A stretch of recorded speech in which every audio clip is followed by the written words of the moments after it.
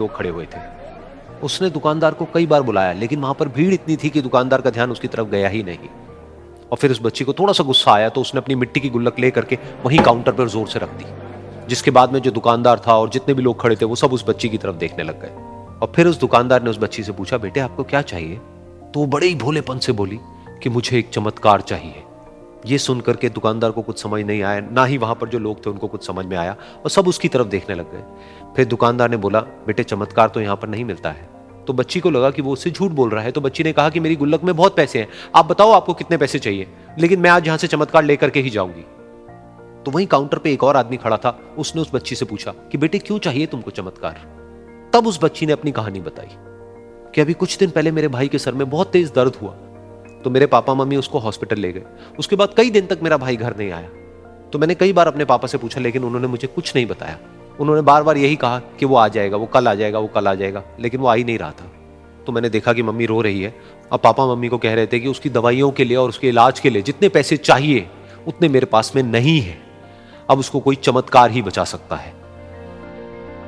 तब मुझे लगा कि अगर मेरे पापा के पास में इतने पैसे नहीं भी हैं तो क्या हुआ, मेरे पास में तो है। तो मैंने जितने भी पैसे जोड़ रखे हैं वो सारे लेकर के मैं इस दवाई की दुकान पर आई। फिर उस आदमी ने उस बच्ची से पूछा, कितने पैसे हैं तुम्हारे पास में?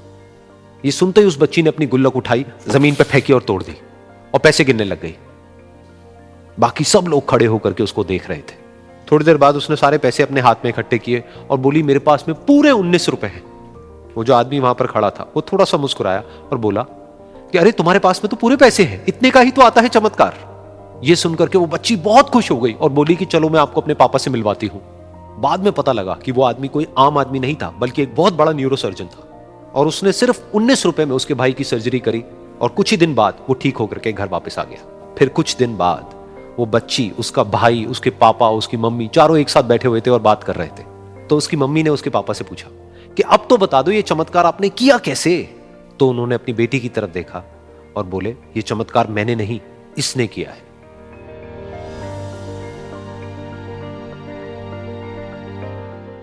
तो यहां पर एक बहुत बड़ी बात है जो हम उस छोटी सी बच्ची से सीख सकते हैं कि जिंदगी में कभी कभी ऐसा होता है कि हमको कोई रास्ता नजर नहीं आ रहा होता है और हम लोग हिम्मत हार जाते हैं। तब हमारे अंदर एक बच्चा होता है जो कोशिश करने से कभी भी पीछे नहीं हटता है।